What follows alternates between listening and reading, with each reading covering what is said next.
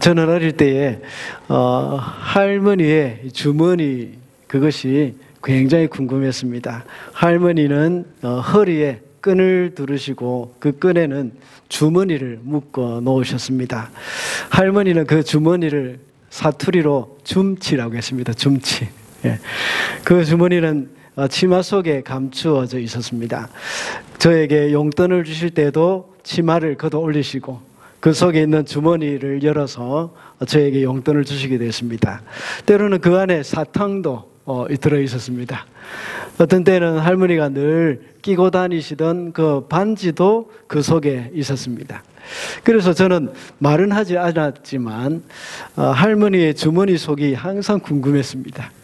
할머니의 그 주머니는 이제 빨간색이었는데 거기에 노란색으로 한자로 복이라는 글자가 수놓아져 있었습니다. 그게 바로 복주머니였구나 하는 그런 생각이 듭니다. 제가 어릴 때 우리 집만 해도 이 복자가 새겨진 것이 아주 많았습니다. 베개도 복이 수놓아져 있었습니다. 그리고 또 이제 이불에도 복이라는 글자가 수놓아져 있었고요. 또 심지어 장롱에다 복이라는 글자가 새겨져 있었습니다. 사람들이 그만큼 복을 좋아하는 것 같습니다. 그래서 기복신앙이라는 그런 말도 나왔죠. 복을 기원한다, 그 복을 구한다 하는 그런 신앙, 그것이 바로 기복신앙입니다. 그런데 복을 좋아하는 것이 나쁜 것은 아닙니다. 성경에도 역시 복에 대한 많은 이야기들이 나오고 있습니다. 복을 구하는 것은 좋은 것입니다. 그런데 어떤 복을 좋아하느냐, 어떤 복을 구하느냐, 이것이 아주 중요한 것이죠. 그저 이 땅에 살면서 잘 먹고 잘 사는 것, 그것만 복이라고 생각하고 그 복을 구한다면 그것은 좀 잘못된 부분이라고 볼 수 있습니다. 또는 나의 욕심을 채우고 또 나의 욕망을 채워가는 것이 복이라고 생각한다면 그것도 역시 잘못된 것입니다. 많은 재물을 추구하며 살다가 그것을 얻었다고 해서 그것이 복은 아닙니다. 로또에 당첨되어서 하루아침에 몇백만 불이 들어왔습니다. 그런데 대부분의 사람들은 그 돈을 잘 관리 못해서 패가망신했습니다. 많은 재물을 얻었지만 그것을 관리할 만한 그 인격이 안 된다면 그것은 복이 될 수가 없고 오히려 저주가 되는 것이죠. 하루아침에 큰 권력을 얻은 사람도 있습니다. 그렇지만 그 권력을 잘못 사용하여서 감옥에 간 사람들도 많이 있지 않습니까? 그런 사람이 권력을 가지고 잘 사용 못한다면 그것도 역시 복이 아니라 저주가 된다는 사실을 우리는 잊어서는 안 되겠습니다. 그래서 우리는 복 그 자체보다 더 중요한 것이 있습니다. 그것은 우리가 그 복을 누릴 수 있는 사람이 되는 것이죠. 그럴 때 우리는 하나님이 우리에게 많은 물질을 주시면 그것이 우리에게 복이 될 수가 있는 것이죠. 그리고 반대로 가난을 주셔도 그것이 그 가난이 우리에게 복이 될 수도 있다는 것입니다. 요즘 우리가 수요기도회 때 보고 있는 창세기, 거기에 보면 요셉의 경우가 그렇습니다. 요셉은 하나님으로부터 온 그 비전이 있었습니다. 그러나 그 비전이 곧바로 이루어지지 않은, 하나님께서는 요셉에게 비전을 주셨지만 그 비전을 곧바로 이루어주지 않으셨습니다. 20년 동안이나 어려운 고난 가운데 빠지게 하셨습니다. 이집트 보디발의 집에 노예로 살기도 했습니다. 그리고 억울한 누명을 쓰고 감옥 생활을 하는 시간도 있었죠. 이런 일이 있은 후에 요셉은 이집트의 2인자가 되는 큰 권력을 얻게 되었습니다. 이집트는 그 당시 초강대국이었습니다. 하나님은 요셉을 20년 동안 고생시키시고 연단시키시면서 이 초강대국의 2인자가 될 수 있을 만한 그런 인격을 다듬으셨고 신앙을 키워나가게 하셨던 것입니다. 그런 준비가 되었을 때에 엄청난 권력이 그에게 복이 될 수 있었고 또 사람들에게도 복이 또 다른 사람에게도 복이 될 수가 있었던 것입니다. 그리고 요즘 새벽기도 시간에 보고 있는 사무엘하, 여기에 보면 다윗의 이야기가 나오고 있습니다. 다윗도 요셉과 비슷한 상황이었죠.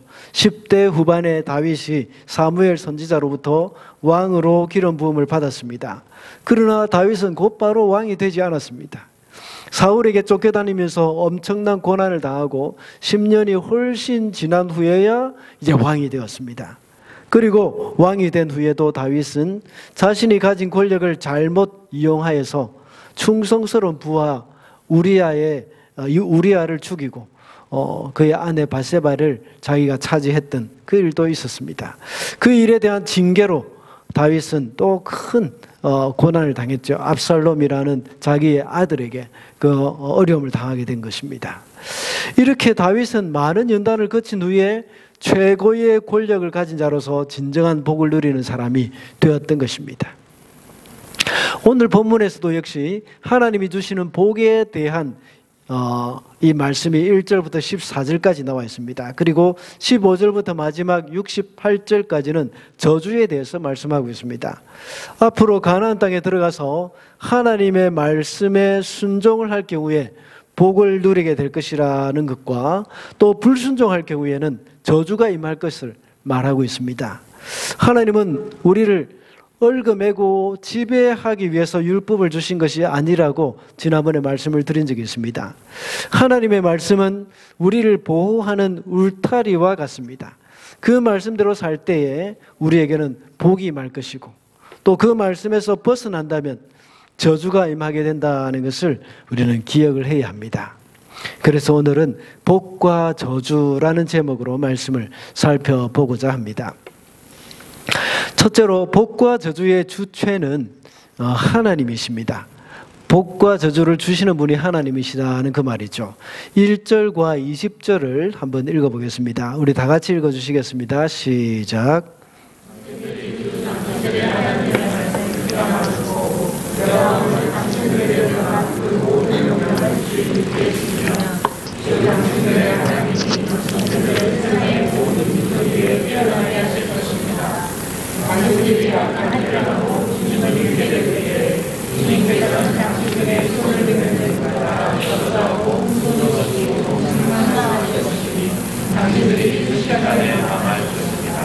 아멘. 네.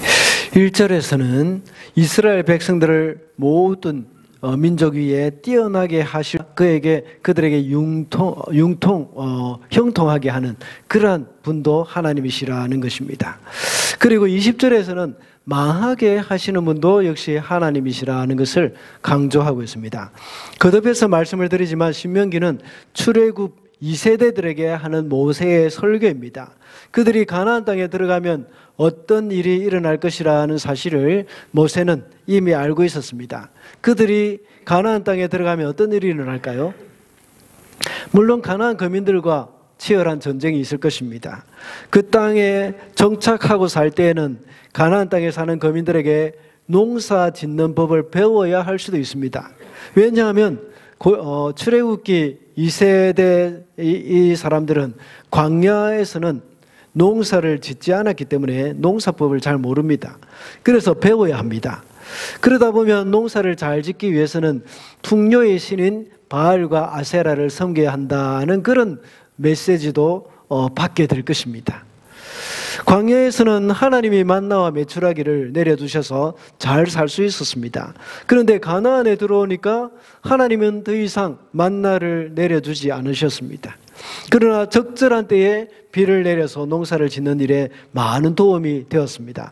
그래서 하나님은 광야에서 하나님께서는 만나를 주셨고 바알과 아세라는 비를 내려준다 하는 그런 생각을 하게 되는 것이죠. 그래서 모두가 가나안 거민들의 영향을 받아서 우상을 섬기는 일이 일어났던 것입니다. 그래서 이 바알과 아세라는 풍요의 신이라고 그들은 믿었습니다. 그래서 이 늘 바알과 아세라를 자극하는 그런 제사를 지낼 경우에는 그들이 이 바알과 아세라가 그들에게 비를 내려준다 하는 그런 신앙을 이 가나안 사람들은 다 가지고 있었던 것이죠. 또 실제로 호세아서를 보면 그들이 얻은 풍부한 땅의 소산이 마치 바알과 아세라가 준 것인 양 생각을 하고 우상을 섬겼다는 것도 거기서 나와 있습니다. 그래서 모세는 가나안에 들어가기 전에 이렇게 설교를 통해서 미리 이스라엘 백성들에게 말씀을 전하고 있는 것입니다. 복과 저주의 주인은 하나님이십니다. 사람들은 복의 근원이 하나님이시라는 것을 잘 모르고 또 엉뚱한 곳에 이렇게 기도를 하고 비는 경우가 많습니다. 성경은 복을 주시는 분도 하나님이시고 저주를 주시는 분도 하나님이시라는 사실을 분명히 하고 있습니다. 복과 저주의 주체가 하나님이신 줄을 알지 못하는 사람들은 어떻게 합니까? 새해가 되면 한 해의 운수가 궁금해서 점을 보는 사람들이 참 많지 않습니까? 불안하기 때문입니다. 한국만 봐도 그렇습니다. 한국이 세계 10대 경제 대국이 되었고 과학기술도 역시 세계적인 수준에 이르렀습니다. 이쯤 되면 우상이나 토정 비결, 점을 치는 일들, 미신 이런 것들은 전혀 하지 않을 것이라는 생각을 할 수도 있습니다. 그러나 한국의 현실은 다르죠. 점집이나 토정 비결, 사주팔자 이런 것들을 얼마나 많은지 모릅니다. 사람들이 아주 많이 찾는다고 합니다. 인터넷으로도 이 점을 치고 있습니다. 그리고 무당에게 가서 상담하는 것을 또 유튜브로 많은 조회수를 기록하고 있는 것도 있다고 합니다. 그리고 인터넷 신문에서 보면 오늘의 운세라는 항목이 뜨는 경우도 있지 않습니까? 텔레비전의 예능 프로그램 가운데서도 이런 코너가 있는 것 같습니다. 그만큼 운세, 점치는 것들 이런 것들이 일반화되어졌다는 것입니다. 그렇다면 그리스도인들은 이런 운세를 보는 사람들이 그리스도인들 중에서는 없을까요? 예, 아마 없지는 않을 것입니다. 제가 어떤 다른 목사님에게 말씀을 들었는데 권사님들 중에서도 많이 점집에 간답니다. 물론 우리 교회 권사님들은 아무도 가실 분이 없겠지만 점집도 없을 뿐만 아니라 만약 한번 그것을 읽어보거나 또 하게 되면 거기에서 헤어나기가 참 쉽지 않답니다. 여러분들도 역시 호기심으로라도 오늘의 운세라는 곳에 들어가지 마시기 바랍니다. 그렇게 되면 거기서 말하는 이야기, 오늘 당신에게 이런 일이 있을 것입니다. 이게 계속 머릿속에 맴돌 수도 있습니다. 그것은 아주 하나님이 기뻐하시는 그런 행동이 아닙니다. 그것에 우리가 얽매이게 되어지는 것이죠. 우리에게 복을 주시는 분도 하나님이시고 우리를 저주하시는 분도 하나님이시라는 사실을 우리는 꼭 기억을 해야 합니다. 그리고 하나님은 사랑의 하나님이시기 때문에 저주를 하지 않는다고 말하는 사람도 있습니다. 하나님에 대한 오해입니다. 하나님은 사랑의 하나님이기도 하지만 공의의 하나님도 되십니다. 하나님은 죄를 싫어하시기 때문에 죄와 하나님이 공존한다는 것은 있을 수가 없는 것입니다. 그래서 하나님은 죄를 용납하지 않으십니다. 그러면 하나님이 하시는 저주란 무엇을 말하는 것일까요? 히브리의 원문으로 보면 저주라는 단어는 복이 없다는 말입니다. 복 받는 상태보다 못하다는 그런 의미입니다. 그래서 본문에서 말하고 있는 저주는 하나님과 이스라엘 백성 사이에 맺은 그 언약이 깨어졌을 때에 이스라엘 백성에게 임할 이 축복, 그것이 이제 반대되는 말로 저주라고 이렇게 표현이 되고 있는 것이죠. 그러니까 하나님으로부터 형벌이나 심판이 있다는 것입니다. 또한 하나님의 백성에게서 끊어진다 하는 그 말이 바로 최고의 저주로 볼 수가 있는 겁니다. 우리가 신앙생활을 할 때에는 하나님의 사랑과 하나님의 공의에 대해서 균형을 잘 잡아야 합니다. 하나님의 사랑을 지나치게 강조하다 보면 죄를 범해도 두려움이 없어집니다. 그러나 하나님의 사랑을 지나치게 약하게 생각하다 보면 용서받은 죄인으로서의 그 감격, 이것이 또한 없어지고 맙니다. 또한 반대로 하나님의 공의에 대해서도 지나치게 그것을 강조하다 보면 율법주의 신앙이 되고 말죠. 그러나 하나님의 공의에 대해서 지나치게 또 약화시켜버린다면 범죄에 대해서도 또한 두려워하지 않게 됩니다. 신앙생활은 좌로나 우로나 치우치지 않고 균형을 잘 잡아야 합니다. 그러므로 하나님이 우리에게 주시는 이 복을 그 복을 우리가 받는 것인데, 이것을 주시는 분이 바로 하나님이시고, 또 범죄할 경우에 하나님의 저주가 있다는 사실, 하나님이 우리에게 주시는 그 저주가 있다는 것을 우리는 잊어서는 안 되겠습니다. 우리는 하나님 외에 존재하지도 않는 다른 신들을 두려워해서도 안 되고, 또 거기에 의지해서도 안 되는 것이죠. 오직 복을 주실 수도 있고 저주도 주실 수도 있는 그 하나님만 우리는 두려워해야 한다는 겁니다. 둘째로, 복과 저주는 말씀 순종의 결과입니다. 2절과 15절 말씀입니다. 다시 한번 다 같이 읽어주시겠습니다. 시작.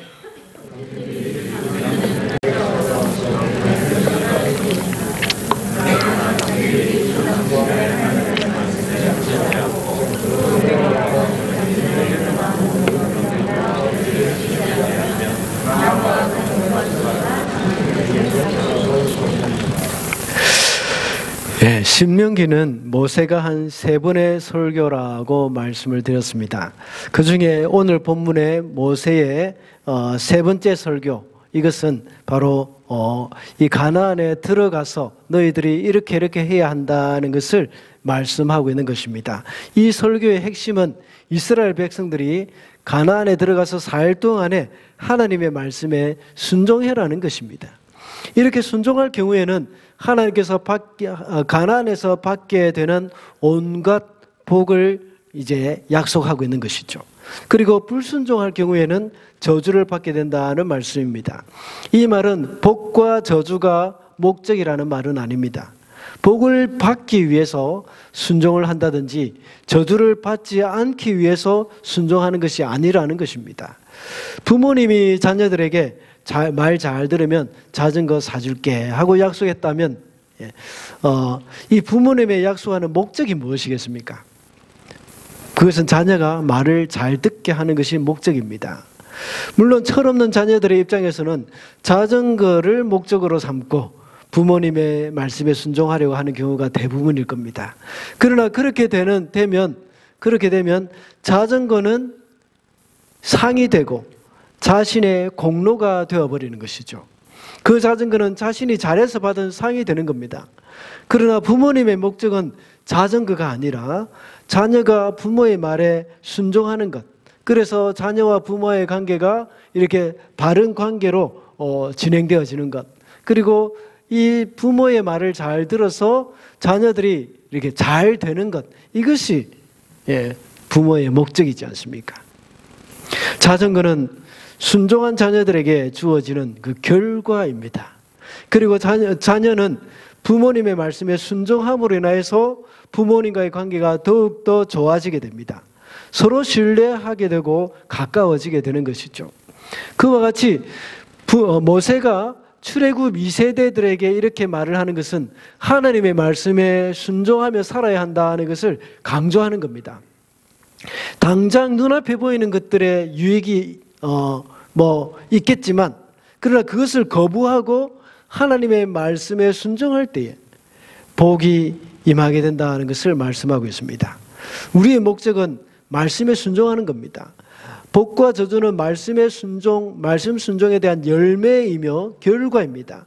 성도는 복을 받기 위해서 순종하게 된다면 그것이 우리에게 주어진 복은 은혜가 아니라 공로가 되어지는 것이죠.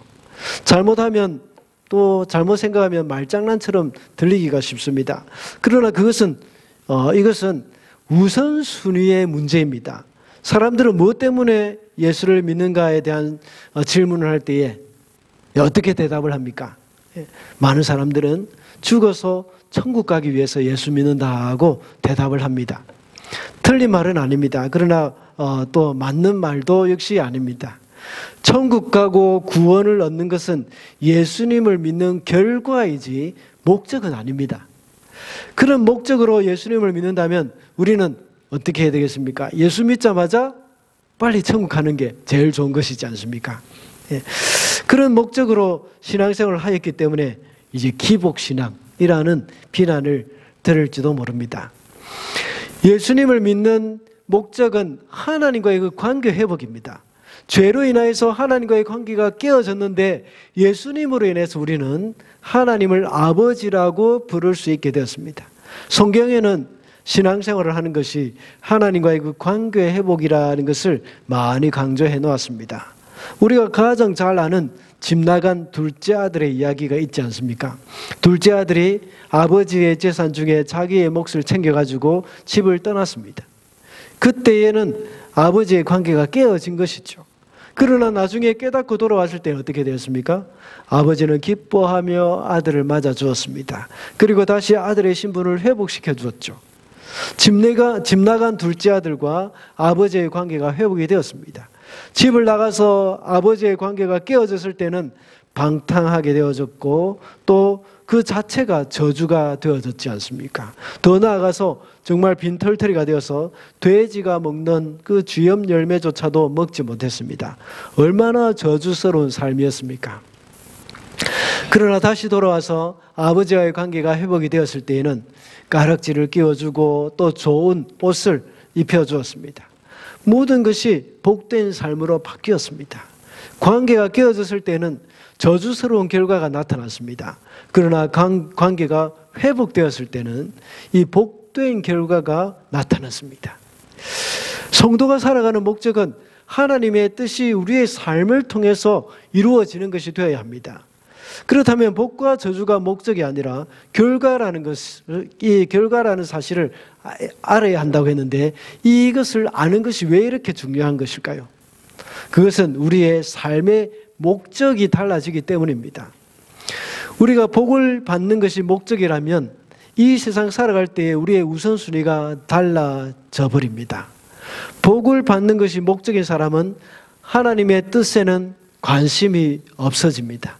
모든 것이 거저 내가 잘 먹고 잘 사는 것에 초점이 맞춰지게 될 것입니다.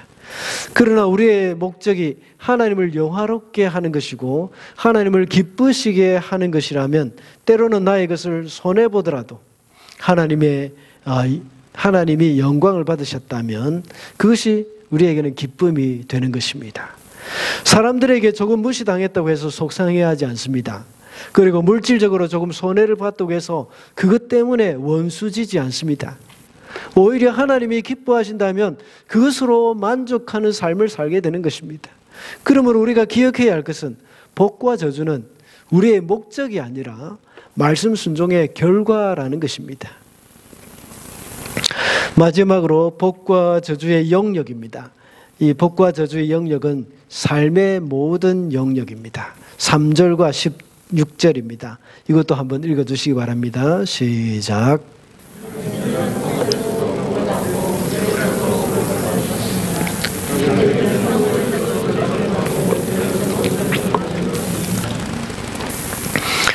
오늘 본문 3절 이후로는 하나님이 복을 주시는 영역에 대해서 말씀을 하고 있습니다. 그리고 16절 이하로는 하나님이 저주하시는 영역에 대해서 말씀하고 있죠. 하나하나 구체적으로 나열해 놓았지만 한마디로 말하자면 우리의 삶의 모든 영역을 가리키는 겁니다. 하나님이 우리에게 주시는 복과 저주는 어느 한 분야에만 해당되는 것이 아닙니다. 우리의 생각의 범위는 항상 한계가 있기 때문에 사람은 자기가 추구하는 것에만 집착을 할 때가 많습니다. 그래서 재물에 많이 집착을 하고 있는 사람들은 그것만이 복이라고 생각할 수도 있습니다. 또 권력이나 명예에 집착하는 사람들은 그것이 또한 복이라고 여기는 사람들이 있습니다. 오늘 우리가 읽은 말씀에서는 현실의 복을 무시하지 않습니다. 그러나 현실의 복이 또 전부는 아닙니다. 그런데 많은 사람들은 물질적인 풍요로움, 풍요로울 때만 이제 복이라고 생각을 합니다. 그렇지만 때로는 물질적인 가난이 복이 될 때가 있고 건강이 좋지 못할 때가 또 복이 될 때가 있습니다. 많은 물질을 얻고 건강이나 다른 것을 잃어버린다면 그것이 복이라고 할 수 없습니다. 또는 돈을 얻고 건강을 얻지만 하나님에 대한 신앙을 잃어버린다면 그것도 역시 복이라고 할 수가 없습니다. 그러므로 서론에서 말씀드렸던 것처럼 이 복을 추구하는 것이 나쁜 것은 아니라고 했습니다. 그러나 물질적인 복만 추구할 때에 그리스도인은 천박해집니다. 그런 복은 이방인이 구하는 것이고 가난한 사람들이 구하는 복입니다. 그리스도인이 받는 복은 삶의 모든 영역이라는 사실 우리는 잊어서는 안 됩니다. 삶의 모든 영역이라는 것은 우리의 육체적인 삶뿐만 아니라 영적인 삶까지도 해당이 됩니다. 그래서 물질만 구하거나 세상의 권력 또 세상의 명예 이것만 구하는 것이 아니라 현실적인 복을 잘 다스리는 그런 사람이 될 수 있어야 한다는 겁니다. 그런 사람이 정말 복된 사람이라고 할 수가 있죠. 현실적인 복을 잘 다스리는 사람이 바로 서론에서 말씀드린 요셉이나 다윗과 같은 사람들입니다. 요셉이 노예 생활을 하거나 감옥 생활을 했다고 해서 우리는 요셉을 향해서 복이 없는 사람이라고 말하지 않습니다. 오히려 하나님의 이 자녀, 여러분들의 자녀를 낳으면은 요셉이라고 이름을 짓는 사람들이 많지 않습니까? 제가 아는 요셉도 많이 있습니다. 오히려 자녀 이름을 요셉이라고 짓는 사람들, 이런 사람들은 만약에 요셉의 이름이, 요셉의 삶이 저주스러운 삶이었다면 그런 이름을 지었겠습니까? 아닙니다. 요셉과 같은 인물이 되기를 원한다는 그런 의미이지 않습니까? 그리고 다윗도 마찬가지입니다. 다윗이 이 사울에게 쫓겨다녔고 또 아들 압살롬에게 쫓겨다녔다고 해서 아무도 다윗이 복이 없는 사람이라고 말하지 않습니다. 다윗이라는 이름도 역시 많은 사람들이 흠모하고 자신의 이름으로 사용하기도 합니다.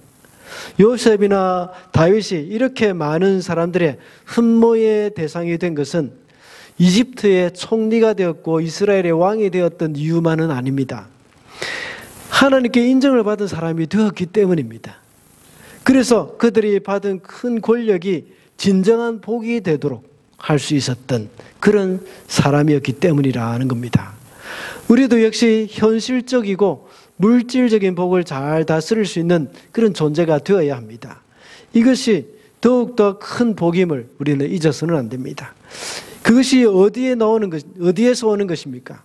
바로 하나님과의 관계에서 오는 것입니다. 하나님이 그 사람을 연단시키시고 하나님이 맡기신 것을 잘 누릴 수 있는 사람으로 바꾸어 주신 것입니다. 하나님이 주신 물질을 자신의 안위만을 위해서 쓴다면 진정한 복이 될 수가 없습니다. 그리고 하나님이 주신 권력을 자신을 위해서 사용한다면 그것 또한 진정한 복이 될 수가 없습니다. 사울은 하나님이 주신 권력이 있었지만 그 권력을 자신의 위신을 세우고 자신의 자리를 지키는 일에 사용했습니다. 그의 일생은 부하인 다윗을 시기하여서 평생을 불행한 삶을 살았던 그런 삶이었습니다. 본디오 빌라도 하나님은 이 사람에게 권력을 주셨습니다. 그의 권력을 정의롭게 사용해서 예수님을 재판할 때 용기와 공의를 행했다면 오고 오는 세대에 복이 있는 사람으로 여김을 받았을 것입니다. 그러나 사람들이 예수님을 본디오 빌라도가 죽였다 하는 그런 고백을 하도록 지금 만들게 되어졌던 것이죠.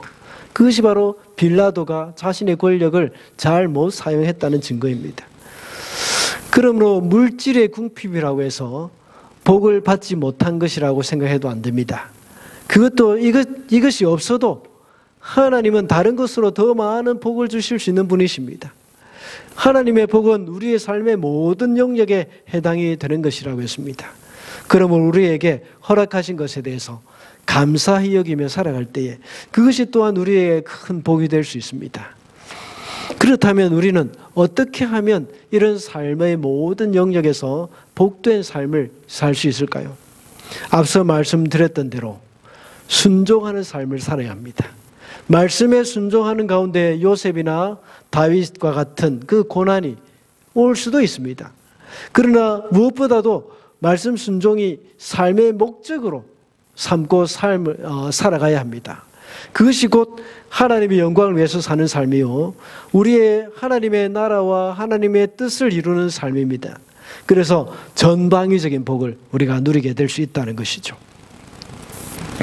말씀을 맺겠습니다. 오늘은 복과 저주라는 제목으로 말씀을 살펴봤습니다. 복과 저주를 주시는 분은 하나님이시라고 했습니다. 그래서 우리는 하나님만 두려워하며 살아야 한다고 했습니다. 그리고 복과 저주는 말씀 순종의 결과라고 했습니다. 말씀에 순종할 때에 복이 임하지만 불순종할 때는 저주가 임합니다. 우리의 삶의 목적은 복 받는 것이 삶의 목적이 아닙니다. 말씀에 순종하는 것이 삶의 목적이 되어야 합니다. 또한 복과 저주의 영역은 삶의 모든 영역입니다. 우리는 현실적인 복도 중요하지만 그것이 전부가 아니라고 했습니다. 하나님이 주시는 복을 누릴 수 있는 사람이 되어야 합니다. 그런 사람이 되기 위해서는 말씀 순종의 삶이 생활화되고 순종이 아주 자연스럽게 정말 숨을 쉬는 것처럼 자연스럽게 되어야 한다고 했습니다. 그래서 하나님이 주시는 진정한 복을 누리며 살아가는 저와 여러분이 되시기를 바랍니다. 기도하겠습니다.